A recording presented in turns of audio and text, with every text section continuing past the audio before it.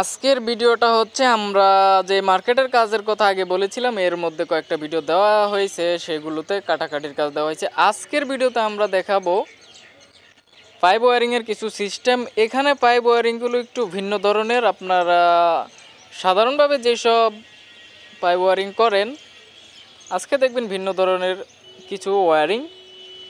তো সম্পূর্ণ ভিডিওটা দেখেন, আশা করি অনেক কিছু বুঝতে পারবেন, কারণ এখানে সরকারি কাজ বলতে ইঞ্জিনিয়ার যেভাবে বলা হয় কাগজপত্রে যেভাবে থাকে আমরা সেভাবেই করব। তো এগুলো হচ্ছে ছাদের সার্কুলার বক্স, আমরা এগুলো ওয়ালে ব্যবহার করব। ব্যবহার করার জন্য এখানে উপর থেকে কিছু অংশ কেটে ফেলে দিতে হবে। এই সিস্টেমটা অনেকেই জানেন। তো আমাদের মেশিন আছে, যেই মেশিন দিয়ে আমরা ওয়াল কাটি, গ্রুপ কাটি, তারপর হচ্ছে রড কাটি, সেগুলো দিয়ে আমরা কাটতে হবে। তো এখানে দেখেন কিছু ভিন্ন ধরনের ওয়্যারিং বলতে এখানে আমরা উপরে 3টা চকেট ব্যবহার করেছি। সেই 3টা চকেটের কাজ আপনারা জানেন, কিন্তু নিচের 3টা চকেটের কারণ কি?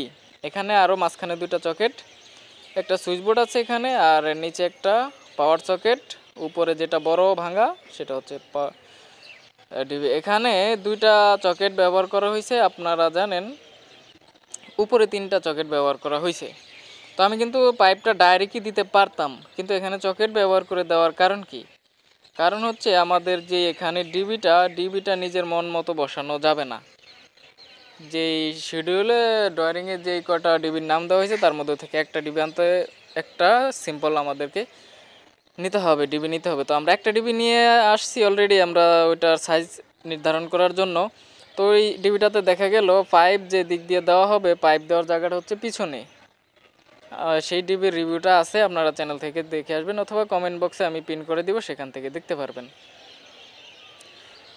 তো তারপর হচ্ছে আমরা যখন ওই ওয়ালটা ফিনিশিং হয়ে যাবে, প্লাস্টার হয়ে যাবে, তারপর আমরা নিচ থেকে ওই টুকরা পাইপগুলো চকেট থেকে খুলে আমাদের যে ফ্লেক্সিবল পাইপ আছে, লতা পাইপ, আমরা এই ফ্লেক্সিবল পাইপ দিয়ে ওয়ারিংটা মিলাইতে হবে। ঠিক আছে, তো আমি এখান থেকে দেখাই। এই যে এই পাইপগুলো আমরা পরবর্তীতে যখন ডিবি এখানে ফিটিং করব, ওয়াল আস্তর প্লাস্টারের পরে ডিবি ফিনিশিং ডিবি বসানোর সময় আমরা ওই আগলা পাইপগুলো খুলে ফেলবো এবং এই পাইপ দিয়ে ওয়ারিংটা মিলাই দেব।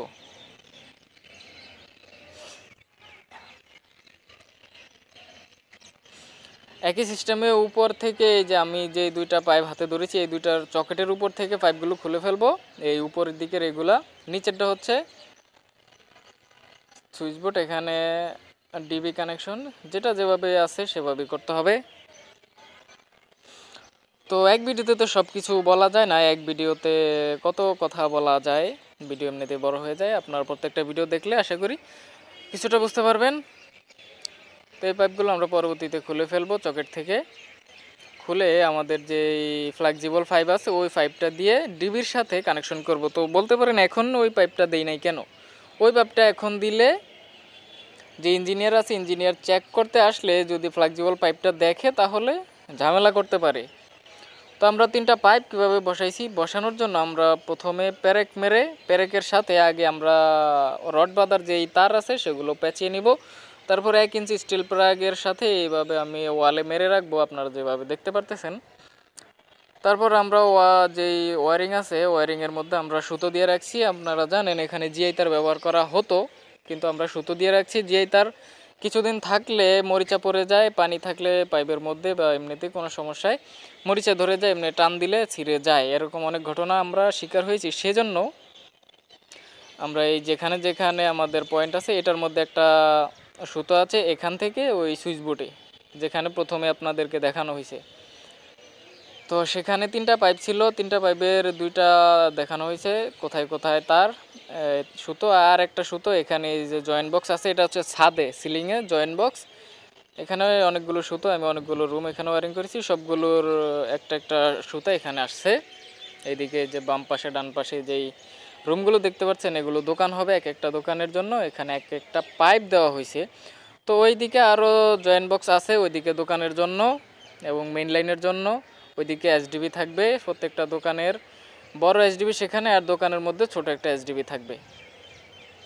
এই হচ্ছে সিস্টেম। তো আমাদের কাছে স্প্রিং আছে, স্প্রিং দিয়ে আমরা সুতোগুলো পাইপের মধ্যে দিয়ে থাকি।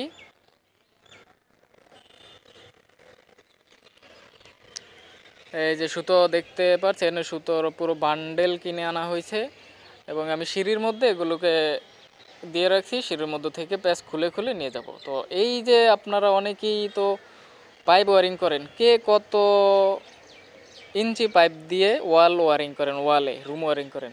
তো এটা হচ্ছে 1 ইঞ্চি পাইপ, আরএফএলের 1 ইঞ্চি পাইপ দিয়ে আমরা ওয়ারিং করতে হয়েছে, কারণ এখানে আমাদের ডয়ারিংয়ের ব্যতিক্রম কিছু করা যাবে না। ছাদে 1 ইঞ্চি পাইপ ব্যবহার করেছে, সেই হিসেবে ওয়ালেও 1 ইঞ্চি পাইপ ব্যবহার করতে হবে। তো 1 ইঞ্চি পাইপের জন্য এখানে 3টা পাইপ এসডিবিতে আসবে, যেই ছোটো ডিবিটা আছে দোকানের মধ্যে। প্রত্যেকটা ডিবির মধ্যে 3টা পাইপ, 3টা পাইপ। তো একসাথে লাগানোর জন্য আমরা এই তারগুলো পেঁচিয়ে পেঁচিয়ে এভাবে দিয়ে রাখছি প্যারেক মেরে। আর প্যারেক মেরে দেওয়ার পরে আমাদের এই যে পাইপগুলো দেখতে পাচ্ছেন, আমরা প্লাস দিয়ে মুড়িয়ে এটা টাইট করে তারপরে উপর থেকে যে বাড়তি তারটা থাকবে সেটা কেটে দিব। কেটে না দিলে যারা আস্তর করবে তারা যা ইচ্ছা তাই করে ফেলবে আর কি। সেজন্য আমাদের জিনিস আমাদেরকে ঠিকঠাক মতো রাখতে হবে। আর যদি আমরা এখানে কাঠ ব্যবহার করতাম, কাঠের নিচে অনেকটা ফাঁকা জায়গা থাকে, যদিও ফাঁকা জায়গা বন্ধ করার সিস্টেম আছে, এখানে সিমেন্টের বস্তা ভাঁজ করে দিয়ে এটা বন্ধ করা যায়। তো আবার কি করা হয়, এখানে যে রাজমিস্ত্রিরা আছে এরা ওই কাঠটা খুলতে হয়, খোলার সময় আবার যদি কোনো ঝামেলা হয়ে যায় সেজন্য আর কি। আর এভাবে করলে আমাদের যে সিস্টেমটা আছে, এভাবে করলে স্টিল প্যারাক মেরে তার দিয়ে, তাহলে আমাদের এখানে আর কোনো রিস্ক থাকে না, পাইপটা ছুটে যাওয়ার কোনো সম্ভাবনা থাকে না। তো আমি আজকে পাইপ ওয়ারিং করেছি, এখানে কালকে প্লাস্টার করা হবে। তো প্লাস্টার উপরে সুইচ বোর্ড ডিবি, যে ব্যতিক্রম ডিবিটার কথা আপনাদেরকে বলেছি, সেই ডিবিটাও ফিটিং করব। কিভাবে করব, চ্যানেলটা সাবস্ক্রাইব করে রাখলে দেখতে পারবেন পরবর্তীতে নতুন ভিডিওগুলি। তো আজকের ভিডিওতে আর কিছু বলবো না, জাস্ট এখানে ওয়ারিংয়ের সিস্টেমটা দেখানো হয়েছে। তো ভালো থাকবেন, সুস্থ থাকবেন, দেখা হবে পরবর্তীতে যেই সব ভিডিও আছে সেগুলো নিয়ে। ধন্যবাদ সবাইকে, আজকে পর্যন্তই। Good night.